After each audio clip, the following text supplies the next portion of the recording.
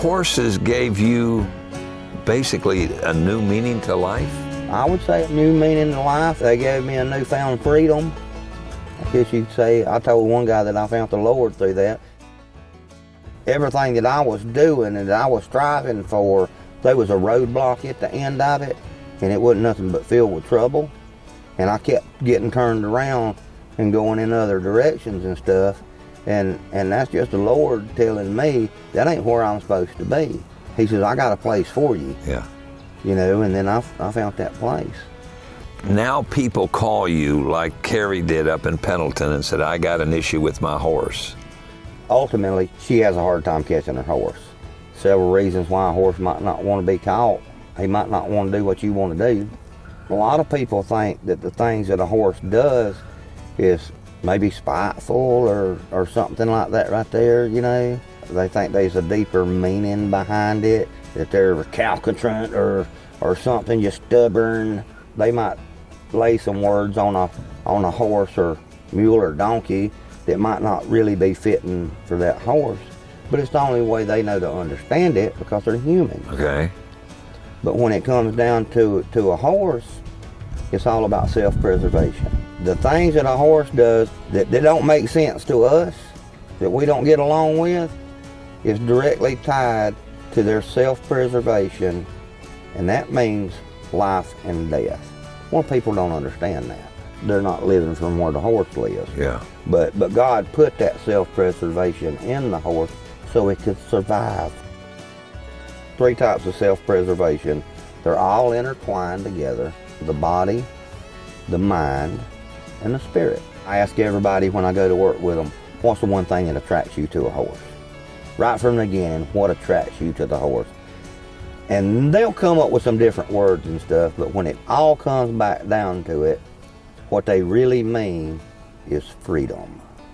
It's like that eagle that flies over, you know, the symbol of America. Yeah. It's a symbol of freedom. Well, them wild horses, them Mustangs and stuff out west, that was our first freedom of transportation. The horses always offered us a freedom, and I think that's what's tied into that spirit, and that's what attracts us to it.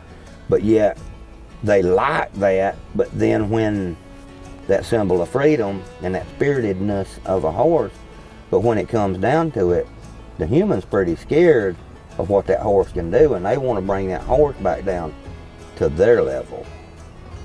Well, what I'm trying to do is help the human rise to the level of the horse.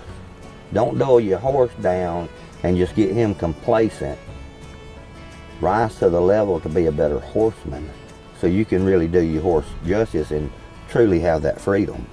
So how difficult is it to get the human and the horse G-hawing? Almost all of them's hard.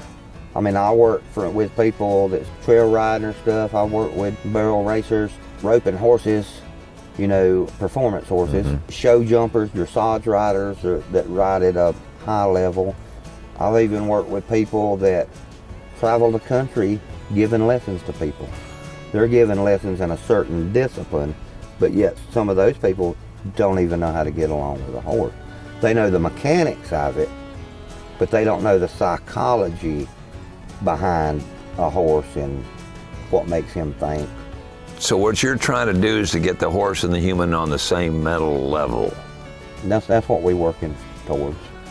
And what we got to understand with that, you know, like when I go in and start teaching somebody, I'm like, this is an in-depth study of the horse and human relationship. So a lot of this stuff is basically psychology. We got to figure out what the nature of the human is. We got to figure out what the nature of the horse is. And we got to figure out with that, what does the horse need from the human? What does the human possess that the horse don't need? And let's get rid of that garbage. Like you could have a totally green human or totally green horse, and that would be what I think the Greeks, the Latin would call tabula rasa, Okay. a blank slate. You know, a blank canvas Right. that you can paint whatever you want on it. And that's how a true, unadulterated horse would be right from the beginning. You'd have a blank slate. But now, a lot of the horses that I work with, they've already been around humans for a while. They've already built these problems up from a lack of understanding from the human. Now it's sort of like one of them guys that's going in there and sculpting. So we got this here, but all this don't belong. We got to get back to the true horse. So now we got to take our hammer and chisel and chip away the stuff that don't belong. And that's much what I'm doing with the human, is chipping away the little pieces that don't fit until we get that back to our nature that fits. If you got enough time and enough patience and a desire to change within yourself. That's what it's going to require. I mean, yeah, and it's sacrifices. It's sacrifices. I mean, I've made a lot of sacrifices in the almost 2 decades that I've been doing this. I've sacrificed a lot to be at the level that I'm at. And I play music, write songs. That came a little bit later. I mean, I've always played music before the horses and stuff, but when I got into the horses, I pretty much quit playing music. I didn't play music for a good 10 years or better. And you've taken that to another level in that you now perform occasionally in places, right? Yeah, I do. Most of the stuff I play is my original songs, yes. Does your music follow that you involve some of your horse stories in your music? There's horses in some of my songs. Definitely, I wrote a song for one of my good friends and mentors, Mike Thomas, he's run some of the biggest cattle operations they are out west. Wow.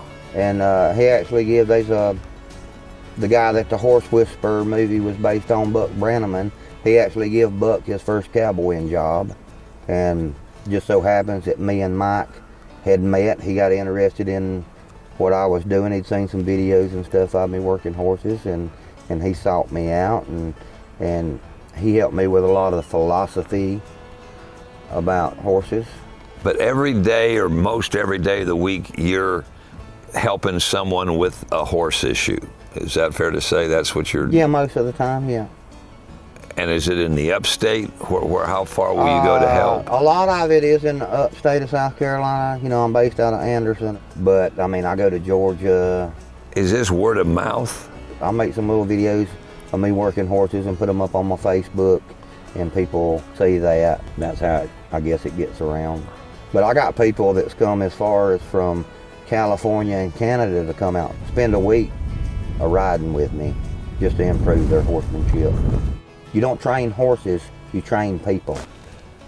And sometimes that's hard to do. And that's very hard to do, because a person has to be willing, they have to be accepting of change.